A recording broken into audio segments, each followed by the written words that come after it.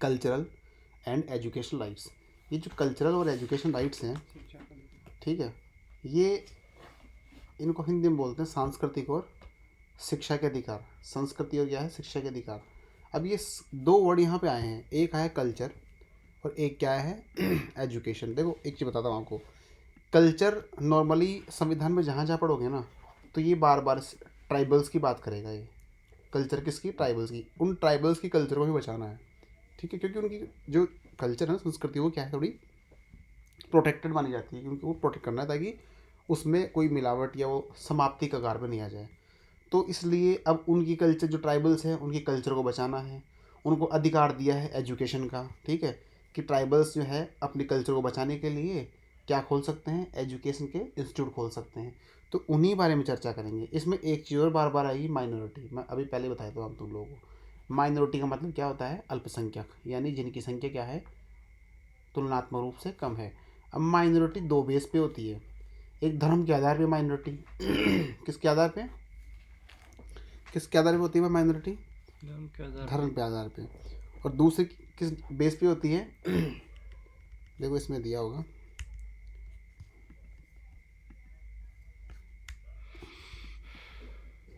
हाँ, धर्म के आधार पे माइनॉरिटी, और दूसरी किस बेस पे होती है आपका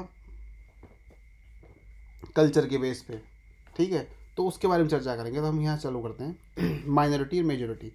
अब देखो आगे आती है, हाँ ये देखो, भाषा के आधार पर, सॉरी कल्चर नहीं, भाषा, लैंग्वेज, ठीक है। एक तो कि धर्म के आधार पर, एक भाषा के आधार पर। मान लो हम दीव में रहते हैं, यहाँ पे मैक्सिमम सारे गुजराती बोलने वाले हैं, लेकिन अगर यहाँ पे कुछ लोग ऐसे हैं जो पंजाबी बोल रहे हैं, सरदार कम्युनिटी के हैं, तो 10-15 लोग ही हैं, तो वो क्या है, वो भाषा के आधार पे माइनॉरिटी हो गई, नहीं हो गए, हो गए।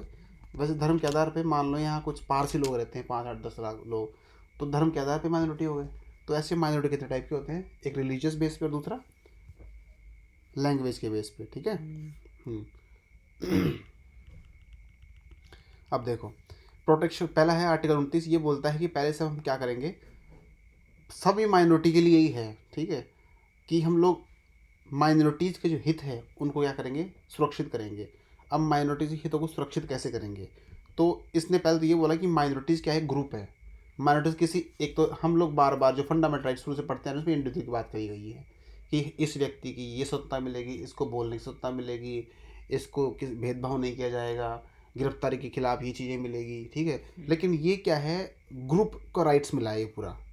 माइनॉरिटी अपने आप में क्या है, ग्रुप है। तो पहली बात तो ये कि आर्टिकल 29 किसको प्रोटेक्ट करता है, पूरे ग्रुप को प्रोटेक्ट करता है, ठीक है, ठीक है। Any section of the citizens जो कि इंडिया के किसी भी पार्ट में है। अब माइनॉरिटी क्यों है, क्योंकि उनकी क्या है, एक अलग से स्पेशल उनकी क्या है, लैंग्वेज है, या उनको स्क्रिप्ट है, या कल्चर है, तभी तो माइनॉरिटी में आए, ठीक है। फिर इन्होंने बोला कि of its own shall have the right to consider the same. अब उनको क्या है, अधिकार है कि उनकी लैंग्वेज को संरक्षित करने का अधिकार है, उनकी स्क्रिप्ट क्या होती है, उनकी लिपि और उनकी संस्कृति, उसको क्या है, अधिकार है संरक्षित करने का। अब संरक्षित कैसे करेंगे, अब संरक्षित करने का तरीका ये हो सकता है, जैसे मान लो हम यहाँ 10-1 हज़ार लोग हैं अपनी माइनॉरिटी से, तो हम लोग अपने कल्चर को बचाने के लिए अपने एक संस्था खोलेंगे जो शिक्षा दे, हमारे टीचर भर्ती करेंगे और हमारे बच्चों को हमारी संस्कृति के बारे में पढ़ाएंगे। ऐसा हो सकता है ना, हो सकता है नहीं।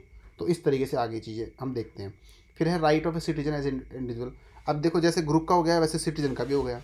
No citizen shall be denied admission to any educational institution maintain by the state receiving aid out of the state funds और group on religion race and caste language. अब इसने यही बोला कि मान दो कोई माइनॉरिटी का बच्चा आ गया, तो क्या माइनॉरिटी के बच्चे को आप उसके धर्म के आधार पे या उसके रेस नस्ल के आधार पे या जाति के आधार पे या भाषा के आधार पे किसी ऐसे एजुकेशन इंस्टीट्यूट में प्रवेश देने से रोक सकते हो जो स्टेट फंड से चल रहा हो?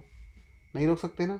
तो ये कह रहा है, तो ये आर्टिकल 29 दो बातें करता है। तो आप माइनॉरिटीज़ के इंटरेस्ट को प्रोटेक्ट करोगे तो ग्रुप के रूप में कैसे करोगे, कि उस ग्रुप को अधिकार है कि कंजर्व करे अपने लैंग्वेज, स्क्रिप्ट और कल्चर का, और किसी इंडिविजुअल को, ठीक है, आप नहीं रोक सकते किसी एजुकेशन इंस्टीट्यूट में प्रवेश लेने से। साथ में ये भी कह रहा है कि ये माइनॉरिटी की बात करता है, दोनों टाइप की माइनॉरिटी को सुरक्षा देता है। कौन कौन सी माइनॉरिटी, भाषा की रिलीजियस माइनॉरिटी को देता है और लिंग्विस्टिक माइनॉरिटी को भी देता है। साथ में इसने ये कहा आगे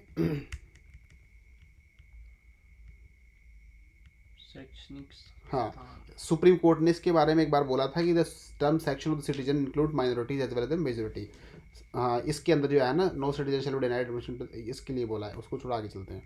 the right to conserve the language include the right to agitate for the protection of the language. देखो इसने कितनी बड़ी बात बोल दी यहाँ पे, ये सोचने वाली बात है कि आपको लगता है कि अगर किसी को अधिकार मिला है माइनॉरिटीज़ को कि तुम्हारी भाषा के कंजर्वेशन के लिए तुम्हें अधिकार मिला है, तो इसका मतलब उसको इस चीज़ का भी अधिकार मिल गया कि कल ना तुम्हारी भाषा के ऊपर कोई बात आ गई तो तुम क्या कर सकते हो, तुम एजिटेट भी कर सकते हो अपनी लैंग्वेज को प्रोटेक्ट करने के लिए। एजिटेट का मतलब ये नहीं कि तुम हिंसा कर दो, एजिटेट का मतलब क्या होता है, आंदोलन भी कर सकते हो। तो अगर तुम्हें एग्जाम में क्वेश्चन पूछ ले क्या right to agitate for the protection of language मिला हुआ है, क्या किसी आपको आर्टिकल में right to agitate for the protection of the language, क्या भाषा के लिए आंदोलन करने का अधिकार मिला हुआ है? बिल्कुल मिला है। कौन से में? आर्टिकल 29 में। तो ये एक मैं इंपॉर्टेंट टर्म मानता हूँ, आंदोलन करने के लिए अधिकार। हाँ, आप आंदोलन कर सकते हो भाषा के संरक्षण के लिए, ठीक है, और कई जगह हुआ है। अब इसका कहाँ से मैं बताता हूँ तुम लोगों को। हमारा शेड्यूल्स हैं, उन शेड्यूल्स में एक शेड्यूल के अंदर 22 भाषाएं दी हुई है। अब आज भी जिन 22 भाषाओं में देश में कई ऐसी भाषाएं हैं जिनको उन 22 भाषाओं में जगह नहीं मिली है, तो वो आज भी अधिकार, वो आंदोलन करते रहते हैं। उनको अधिकार कहाँ से मिला आंदोलन करने का? यहाँ से, कि हमारी भाषा को प्रोटेक्शन मिले। तो इसलिए यहाँ से वो क्या करते हैं अपना, उनको पता है कल अगर कोर्ट में मामला गया तो बोल देंगे कि हमें तो आर्टिकल 29 दिया है अधिकार कि हम अपनी भाषा को बचाने के लिए क्या कर सकते हैं, आंदोलन कर सकते हैं। ठीक है, आगे चलते हैं। अब देखो इसी से संबंधित बिल्कुल क्या आ गया, मैं बताया तुम लोगों को कि अपने कल्चर को बचाएंगे, अपनी भाषा को बचाएंगे, और किस किस को बचाएंगे, स्क्रिप्चर को बचाएंगे। तो बचाने का तरीका क्या होगा, मिल मिला के एक एजुकेशन इंस्टीट्यूट खोल लेंगे। ठीक है, अब वो एजुकेशन इंस्टीट्यूट में हो सकता है कि उन्हीं के कुछ पैसे वाले लोग हों, वो फंड करें, वो पैसा दें, या फिर सरकार पैसा दे, या फिर वो ट्रस्ट बनाए, ट्रस्ट से पैसा आए। तो कुल मिला के उन लोग ऐसा अपना मैनेज कर सकते हैं। तो आर्टिकल 30 यही कहता है कि उन माइनॉरिटीज़ को ऐसा भी अधिकार है कि वो एस्टेब्लिश कर सकते हैं क्या, अपने एजुकेशनल इंस्टीट्यूट, उसको एडमिनिस्ट्रेशन को, प्रशासन भी वो खुद चला सकते हैं। तो आर्टिकल 29 समझ में आ गया। आर्टिकल 29 तो क्या कहता है कि आप माइनॉरिटीज़ के राइट्स को प्रोटेक्ट करो, उनकी कल्चर को प्रोटेक्ट करो। ठीक है, कल्चर और राइट्स को प्रोटेक्ट करने का मतलब क्या है, उनकी स्क्रिप्ट को प्रोटेक्ट करो, उनकी लैंग्वेज को प्रोटेक्ट करो, रिलीजियस और लैंग्वेज बेस पे दोनों माइनॉरिटीज उनको प्रोटेक्ट करो। और सुप्रीम कोर्ट ने क्या बोला है कि right to conserve the language का मतलब होता है कि आप भाषा के लिए क्या कर सकते हो, आंदोलन भी कर सकते हो।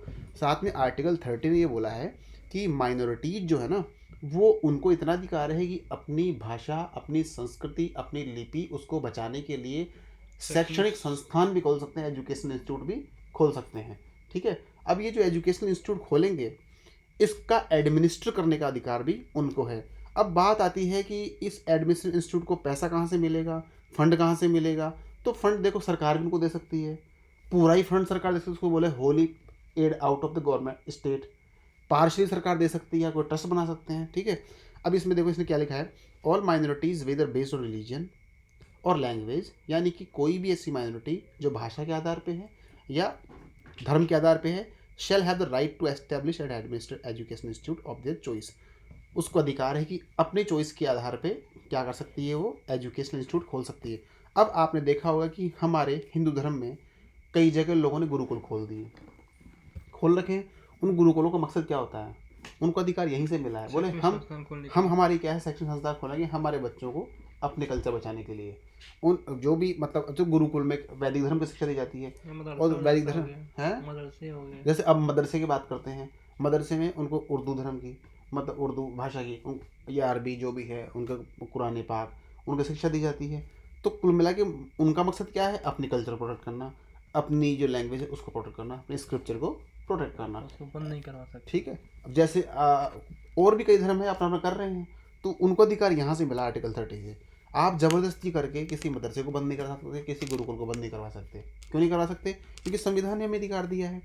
अब इसने ये बोला है, अगर मान लो कोई ऐसा कोई एजुकेशन इंस्टीट्यूट है जो किसी माइनॉरिटी द्वारा रन कर किया जा रहा है, ठीक है, और माइनॉरिटी रन कर रही है, अगर सरकार को उसकी प्रॉपर्टी को अपने अंदर लेना है, क्या करना है, मान लो यहाँ पे क्या बना हुआ है, कोई बना हुआ तुम्हारा एजुकेशन इंस्टीट्यूट, सरकार को सड़क निकालनी है, तो सरकार को उसको क्या देना पड़ेगा, कंपेंसेशन। तो उसके लिए भी इसने बोल दिया कि the compensation amount fixed by the state for the compulsory acquisition of any property of a minority education institute shall not restrict or abrogate the right guarantee to them. ठीक है, इसने ये बोला है कि कंपेंसेशन अमाउंट फिक्स होगा सरकार के द्वारा उनकी प्रॉपर्टी को कम एक्वाजिशन करने के लिए, और इसका मतलब ये नहीं कि उनके अधिकार छीन लिए जाएंगे, प्रॉपर्टी ले ली तो। ठीक है, इन्होंने यही बोला है कि in granting aid the state shall not discriminate against any education institution manage by minority. इसने यही बोला है कि माइनॉरिटी के द्वारा जो एजुकेशन इंस्टीट्यूट खोलेंगे ना, सरकार उसमें भेदभाव नहीं करेगी कि मदरसे को पैसा कम दे दी या गुरुकुल को ज़्यादा दे दी या गुरुकुल को कम दे दिया मदरसे को ज़्यादा दे दी, ऐसा भेदभाव नहीं करेगी। ठीक है। फिर इसने ये बोला कि आर्टिकल 30 ने ये भी बोला है कि protection under article 30 is confined only to minorities and does not extend to any section of citizen. ठीक है। इसने यही बोला है कि ये आर्टिकल 30 जो एजुकेशन इंस्टीट्यूट खोलने की जो बोल रहा है ना, ये सिर्फ माइनॉरिटी के लिए बोल रहा है, एनी सेक्शन नहीं बोल रहा है, एनी मेजोरिटी को या सबको नहीं बोल रहा है।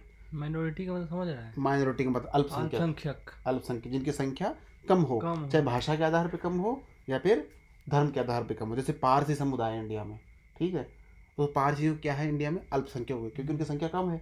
अब पारसी लोग अपने बचाने के लिए धर्म को, अपनी संस्कृति को, अपनी लिपि को, अपनी भाषा को अगर कोई संस्थान खोलते हैं तो सरकार उनको ग्रांटेड एड भी देगी, एड देगी, ठीक है, पैसा हेल्प करेगी। सरकार अगर उनकी प्रॉपर्टी को जब्त करती है तो उसके लिए कंपनसेशन अमाउंट भी देगी। और सरकार क्या करेगी, उनको पूरा अधिकार देगी कि आप एजुकेशन इंस्टीट्यूट खोलो। साथ में इसने ये कहा है कि the right under article 30 also include the right of a minority to impart education to its children in its own language. ये भी कहा है कि वो जो चाहें तो अपनी भाषा के अंदर, अपनी ही भाषा के अंदर बच्चों क्या कर सकते हैं, एजुकेट कर सकते हैं। ठीक है। साथ में इसने क्या बोला है, seeking minority education institutes are of 3 types. अब देखो इसने 3 किस आधार पे 3 तरह के बताए हैं, सिर्फ एड के आधार पे, यानी पैसा फंड कहाँ से आ रहा है। तो पहला तो इसने बोला कि एक तो देखो ये जो चीज़ें होती है ना, एजुकेशनल इंस्टीट्यूट, 3 एजुकेशनल इंस्टीट्यूट का क्या सिस्टम रहता है। एक तो ये तो रिकॉग्निशन कहाँ से मिली है। अब तुम देखना कभी किसी कॉलेज को, किसी स्कूल को, जैसे मान लो तुम्हारे पटना में कोई स्कूल खोल रखी है किसी ने, तो उसमें ऐसे लिखा आएगा रिकॉग्निशन बाई बिहार बोर्ड, आता है ना, कोई प्राइवेट स्कूल खोलता है तो उसको बोलते हैं रिकॉग्निशन को पहचान कहाँ से मिली है।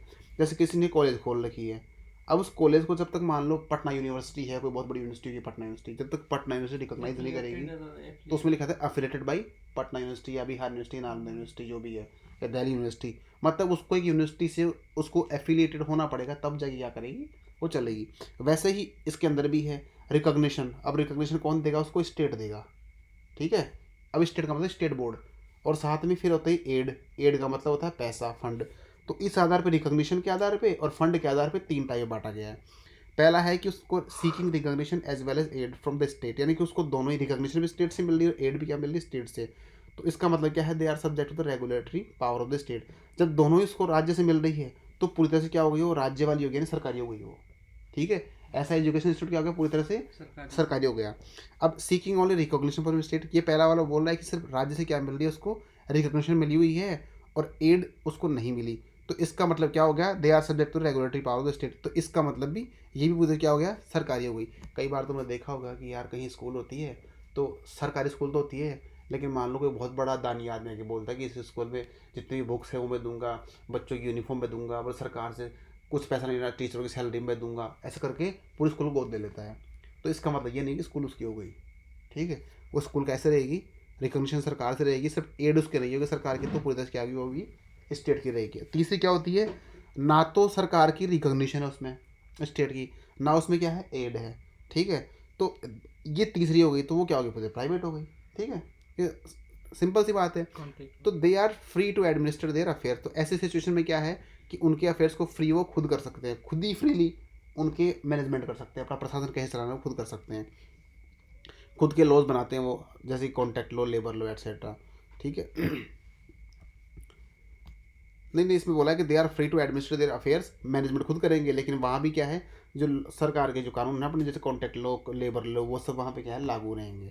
तो बस इसमें क्या है, बहुत ज़्यादा उसमें घुसने की जरूरत नहीं, बस नॉर्मली ये हमने क्या पढ़ा इसमें आर्टिकल 30 के अंदर कि हमने 29 में देख लिया था माइनॉरिटी का प्रोटेक्शन करना है, उनके और उनको क्या करना है, उन प्रोटेक्शन कर साथ में। अब प्रोटेक्शन किसको करना है, उनकी लैंग्वेज को, कल्चर को, स्क्रिप्चर को। और माइनॉरिटी को 2 टाइप बताया, कौन से, लैंग्वेज के बेस पे और रिलीजन के बेस पे। ये बताया हमने आर्टिकल किसमें, 29 में। अब उसने बोला कि प्रोटेक्ट कैसे करेंगे, तो उसके लिए बताया आर्टिकल 30 में। प्रोटेक्ट करने के लिए उनको दो आप एजुकेशन इंस्टीट्यूट खोलने की, उनको एडमिनिस्टर करने की स्वतंत्रता। अब स्वतंत्रता तुमने दे दी, तो उसमें से ये साथ में ये भी बोल दिया क्या कि आर्टिकल 30 माइनॉरिटीज़ के लिए है, उसमें 3 टाइप के एजुकेशन इंस्टीट्यूट आएंगे। पहला रिकॉग्निशन, एड दोनों सरकार की। दूसरा रिकॉग्निशन सरकार की, एड किसकी, दूसरे की। तीसरा ना तो रिकॉग्निशन सरकार की ना एड सरकार की, बस ऐसे होगा कुल मिला के 3 टाइप के। ठीक है। एक क्वेश्चन है इसमें हाँ पूछिए। कि एक 29 हमें बोल रही है कि यदि सरकार ऐड कर रही है तो उसमें भेदभाव नहीं किया जाएगा, और आर्टिकल 30 बोल रही है खुद यदि सरकार ऐड भी दे रही है उसमें भी भेदभाव भी होगा, कि मतलब केवल उसकी उसी में वो अल्पसंख्यक को कुछ भी हो वो अपना सब कुछ नियम कानून चलाएंगे, वो ये उसमें करा है। दोनों में कहीं तो सम्मेल खानी खरा ना। वो उसमें शैक्षणिक संस्थान नहीं स्थापित करने के लिए बोल रहा है।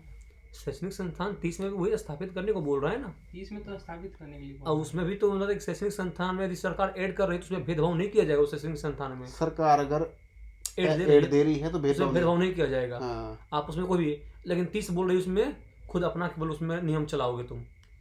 वो तब जब तुम्हारा सरकारी एड नहीं हो, खुद का एड हो। इसमें सरकार भी ऐड दे रही है। नहीं सरकार